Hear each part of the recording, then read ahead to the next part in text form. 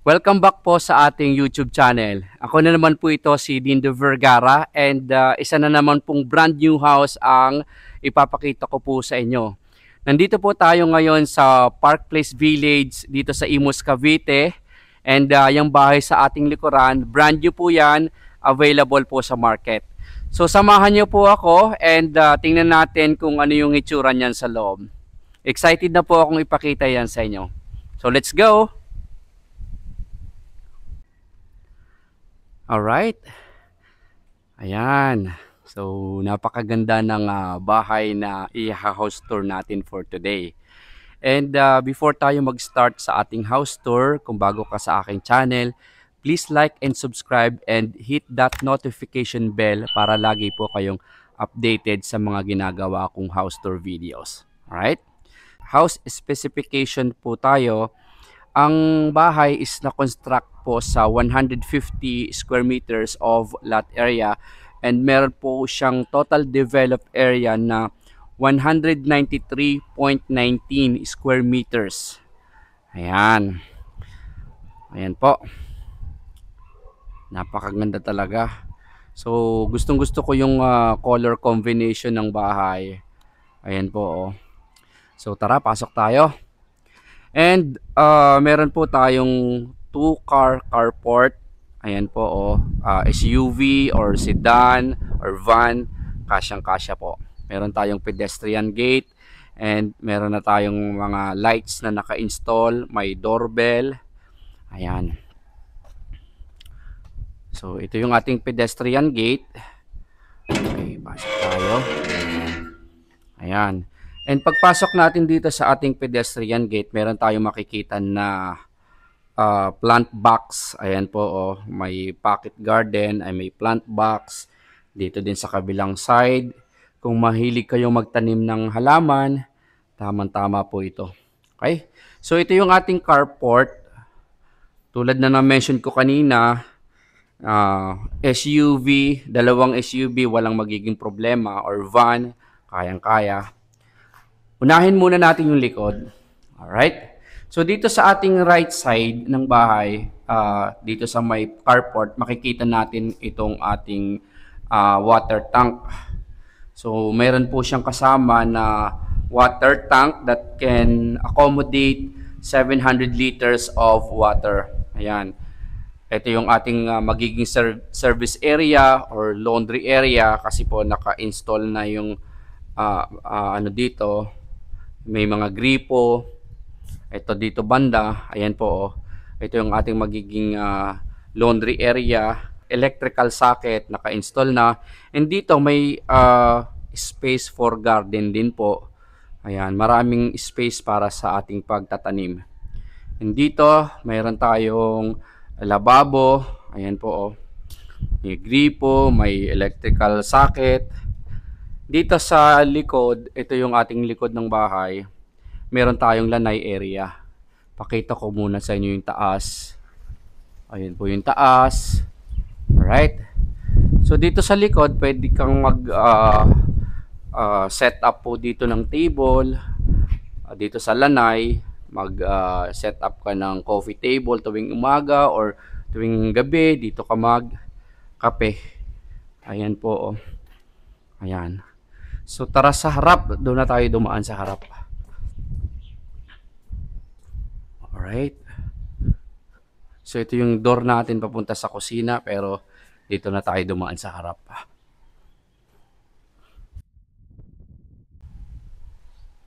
Alright.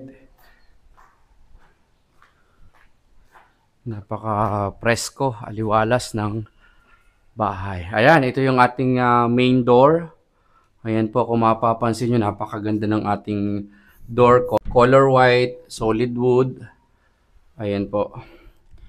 Yung handle natin is stainless.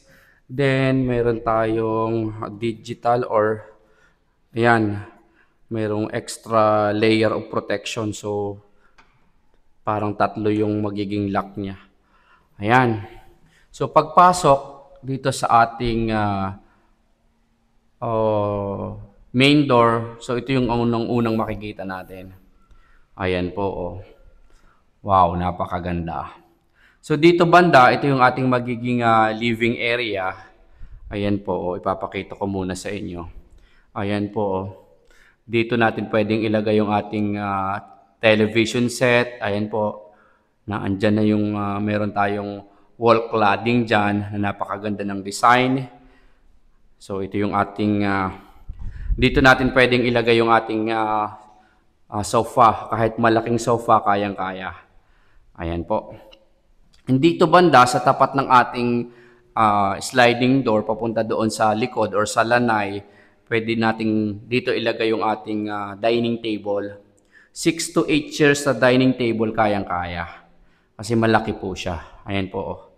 Papakita ko po sa inyo yung kabuuan. Ayan. Alright. And then dito, ito yung ating kitchen. Ito yung maganda sa bahay na to. Yung kitchen, hindi mo kagad makikita pag nandun ka sa main door. Ayan po, lapitan natin yung kitchen. Ayan. So, yung kitchen natin, meron na tayong naka-install na cabinet, hanging cabinet, merong under-counter cabinet. Ayan po, oh. Ayan, ayan. Dito banda, ito yung ating, dito natin pwedeng ilagay yung ating gas range. Ayan, yung range hood dito. Ayan po, oh. Yes, ito yung ating gripo. Ayan. Stainless na single. Ayan po. Ayan. Okay. And then, meron po tayong pantry. Ayan po, oh. Pwede nating ilagay yung ating mga groceries po dyan. Ayan po. Ayan, i-close po siya. Ayan po, oh. Alright. And then dito sa may kusina, mayroon tayong 1 bedroom. Ayan po, oh. So kung may kasama po kayong senior citizen or yung ating mga lolo or lola na nahihirapan ng umakyat doon sa second floor, pwedeng-pwede po itong room na to kasi po mayroon po siyang sariling toilet and bath. Ayan po, oh, kung mapapansin nyo. Complete fixtures po ang ating toilet and bath. Ayan. May toilet bowl, and may shower, may mirror, kumpleto. And then, meron siyang sariling cabinet. Ayan po. Marami rin po kayong pwedeng mailagay dyan kasi po yung height ng ating cabinet mula doon sa baba hanggang sa kisame na. Ayan po. Alright. And then, pwede rin po kung may helper po kayo, pwede po ito sa kanila. Alright. So, ito yung kabuuan ng ating ground floor pag nandito ka sa my kitchen. So, yun po yung ating stairs going up. And isa pa, mayroon po tayong powder room dito sa ground floor. Ayan po yung ating powder room. Mayroon tayong stand-alone po na lavatory. Ayan po. Ayan. Ayan, mayroon tayong toilet bowl, may mirror, ayan. And then, ito yung ating stairs going up. Ayan po, napaka-elegante ng ating stairs. Okay, so tara sa taas. Alright. Dito sa ating second floor, meron tayong 3 bedrooms. Pakita ko sa inyo isa-isa. Napaka-elegante ng ating stairs. Malapad po yung ating stairs. Kahit dalawang tao magsabay umakyat or bumaba or magkasalubungan, walang magiging problema kasi malaki po siya. Okay. Dito sa likod ng ating stairs, meron po tayong dalawang malaking bintana po dyan. So, napakaganda ng pagkaka-install ng bintana. Talagang pasok na pasok yung natural light mula doon sa labas.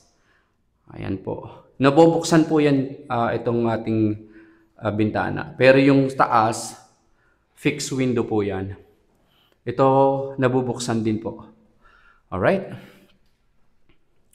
So, unahin natin ang bedroom 1. Ayan. So, ito po si bedroom 1. Pagpasok natin si bedroom 1, meron po tayong cabinet. Ayan po, makikita kagad. And then, ito po yung ating bedroom 1. May dalawang bintana. Ayan po, oh, may dalawang bintana. May provision for AC. Yan, may vanity mirror. Ayan, si bedroom 1. And then, let's proceed sa bedroom 2. Ito yung bedroom 2. Sa bedroom 2, medyo malaki ng konti compare kay bedroom 1. Meron din siyang cabinet, vanity mirror. And then dito kay bedroom 1, kay bedroom 2, isa lang yung bintana. Kanina kay bedroom 1, dalawa yung bintana. Alright? And then, meron tayong common toilet and bath. Sa bedroom 1 and bedroom 2, nag-share po siya sa isang toilet and bath. Complete fixtures po. Ayan po, oh. May mirror, may shower enclosure. Buksan natin. Ayan po, napaka-smooth ng pagbukas. Ayan po, may provision for single point water heater. Ayan po. Ayan, may shower. Ayan. Okay. So, let's proceed sa ating master. So, ito yung ating master bedroom. Ayan po. Napakaganda ng ating master bedroom. Alright. Wow. Sa ating master bedroom, mayroong 3 bintana. Ayan po. Ito yung ating magiging headboard. Ayan, ang ganda ng parang wall cladding po dyan. Ayan. Alright. Yung cabinet natin, from floor to ceiling din yung height. Mas marami ang pwede nating ilagay dito compare kay bedroom 1 and bedroom 2. So dito may tatlong handle. Tingnan natin. Ayan po, magbukas tayo ng isa. Buksan na natin lahat. Ayan po. So marami ang pwede nating mailagay po dito. Ayan. And nakagandahan kay master bedroom, mayroon siyang sariling toilet and bath. And aside from toilet and bath, meron tayong bathtub. Wow. So ito yung master toilet and bath. Pasok tayo. Wow, napaka-elegante. Complete fixtures po. Ayan. May bathtub. Kompleto, may lavatory, ayan, may mirror, and ito yung ating shower enclosure. Ayan po, oh. Wow, pakita ko sa inyo. Ayan. Alright. Sarap maligo dito. And ito pala yung vanity mirror ni master. Ayan po. Napakaganda ng master bedroom. Alright. I hope nag-i-enjoy po kayo sa ating ginagawang house tour. Alright. Natapos na po nating i-house tour itong bagong bahay dito sa Park Place Village dito sa Imus, Cavite. I hope nag-enjoy po kayo sa ating ginawang house tour. And before po natin i-end yung ating house tour today, gusto ko lang din pong sabihin sa inyo yung mga ibang important details na hindi ko na-mention kanina. Sa ngayon, habang sinushoot ko yung video, ang presyo ng bahay na to is 11.2 million pesos. Ayan. And kung gusto nyo po i-reserve, ang ating pong reservation is 100,000 pesos. Ayan. So, yung mga ibang details na hindi ko pa na-mention, ilalagay ko na lang po sa description box ng ating channel. And kung may mga katanungan po kayo about dito sa bahay, about dito sa project, nandyan po yung aking telephone number. Feel free to contact me and I'll be more than happy to assist. And sa lahat po ng ating mga kababayan na OFW, meron po tayong Viber and WhatsApp. Feel free to contact me and I'll be more than happy to help. Ayan. So, hanggang dito na lang po muna. Thank you for watching and see you in my next video.